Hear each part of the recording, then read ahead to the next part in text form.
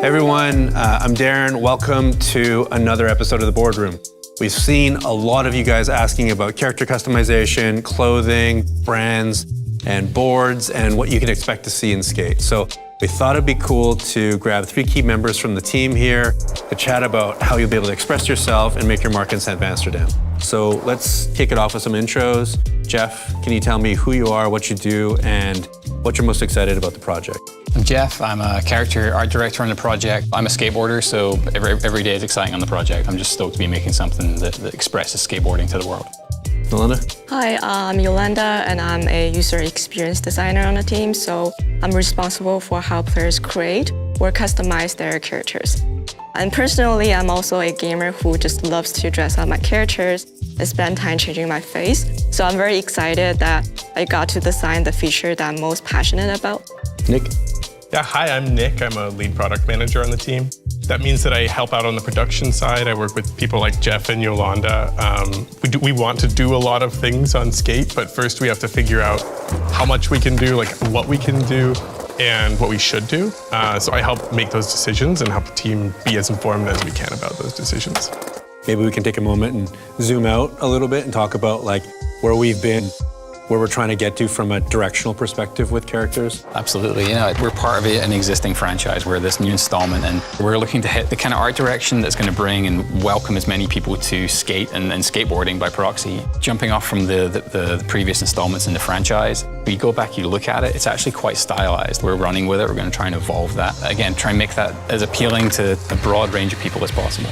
One of the big things that inspired us was looking at skateboarding, at skateboard culture. There's no one way to look in skateboarding. There's no one style of skateboarding. Especially now, yeah. Absolutely, more so than ever. I mean, you look at deck art, you look at the brand logos, there's so much visual creativity, and that kind of gave us that permission to really go ahead and try and bring as much expression to the characters and how they look, and as much personality as we can to the characters. There's still a balance between, realism and some stylization. Obviously, the game being stylized in the past and trying to bring it into today, and it's a really interesting approach, because typically, an art style is kind of across all of the things, and we're taking kind of a hybrid version where recognizing the things that are most important to land from a realistic or realism perspective, and then finding avenues and opportunities for exploration for like injecting personality.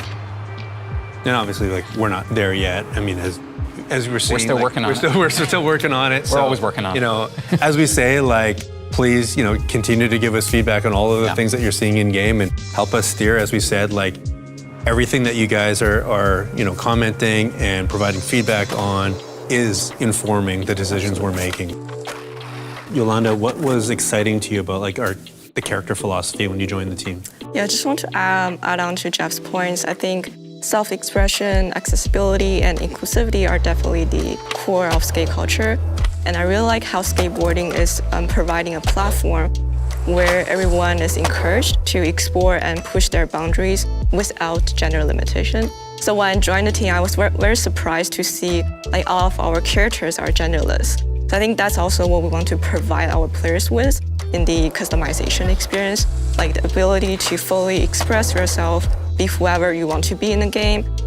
So I think we want to provide that freedom and flexibility to players. It's so great. And one of the things I love that we're doing in that space is no matter what the player chooses to do and how they create or customize their body, any of those expressions can wear anything in the wardrobe. There's no exclusivity between something that is perhaps a masculine item or a feminine item or anything else. It's anybody can wear anything.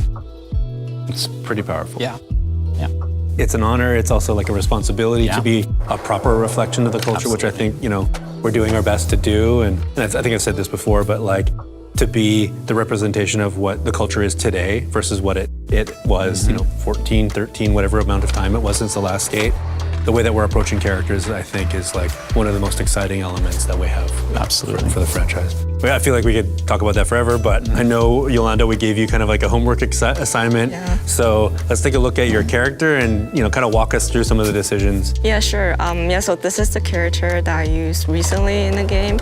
Personally, I want to be someone who's completely different from how I look in real life. Like, I want to change my hair color every day in the game, whereas in real life, I'm always hesitant to do so because, it's hard to maintain.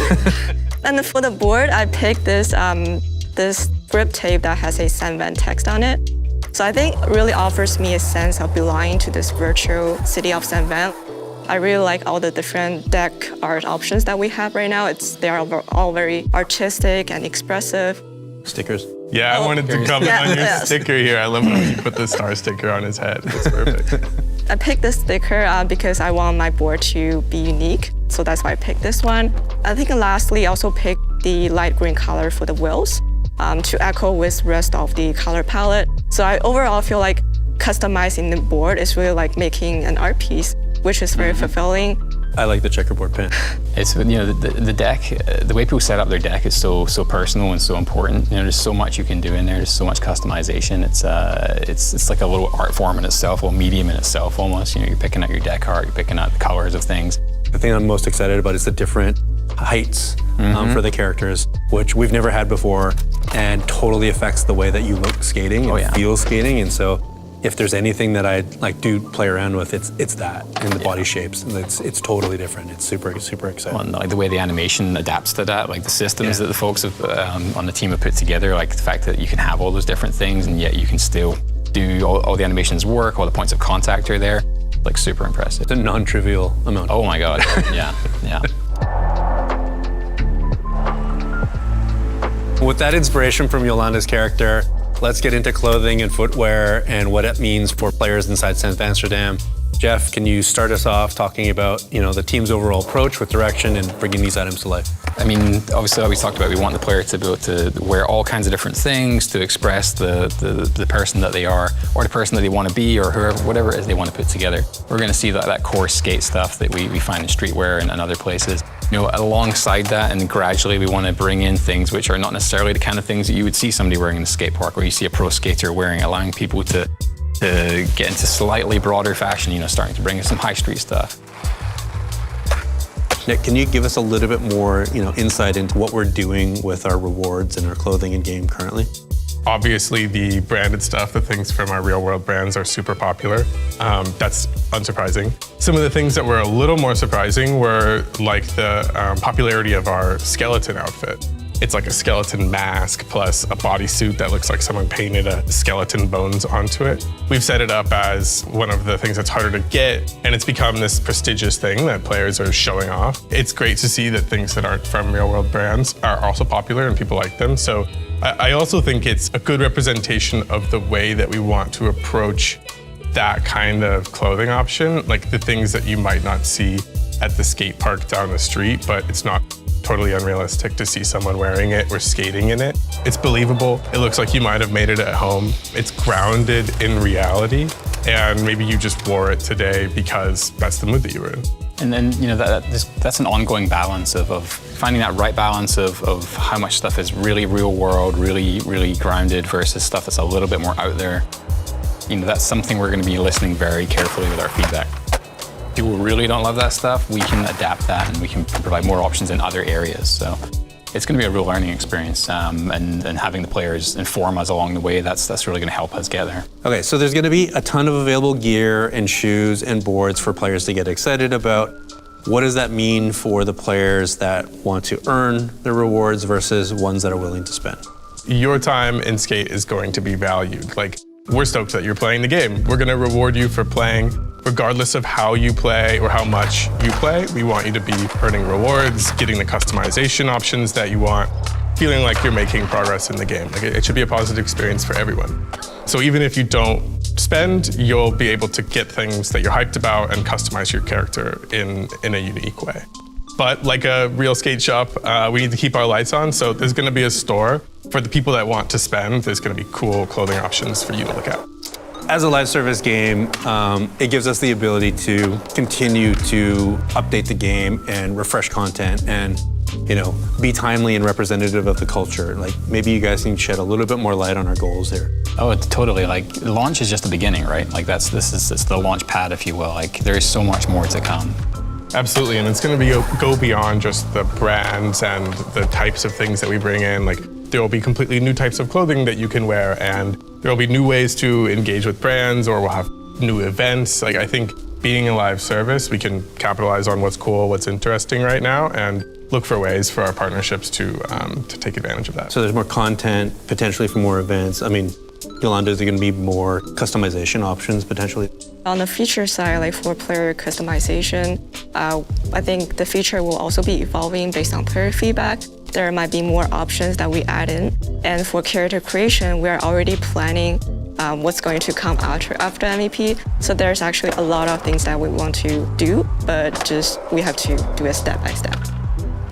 We mentioned brand partners a few times. I feel like that's probably the thing that people are really excited to hear about. They're super core and super important to us to establish a baseline for our identity in terms of what we're wanting to represent, right? And so maybe you can speak to that. The idea is to be able to have these bigger, more, let's say, lifestyle brands, getting down to more core skate brands where it's, part of the fabric of skateboarding, like things like Girl and Chocolate that we've shown already. These brands have been around for a long time. They're icons. But then also, we've also shown working with local skate shops or more like hyper-local places. They're doing super interesting things visually. They've got so much, they bring such a credibility and such a authenticity and genuineness to things. So we want to have all kinds of different things in the game, but the one that we're really focusing on right now is Vans. Andorran Rubber Company. They've been around forever. They're part of the fabric of skateboard history. The original skate shoe. Oh yeah, like the old school is like 50 years old nearly. The half cab is already past the 30-year mark.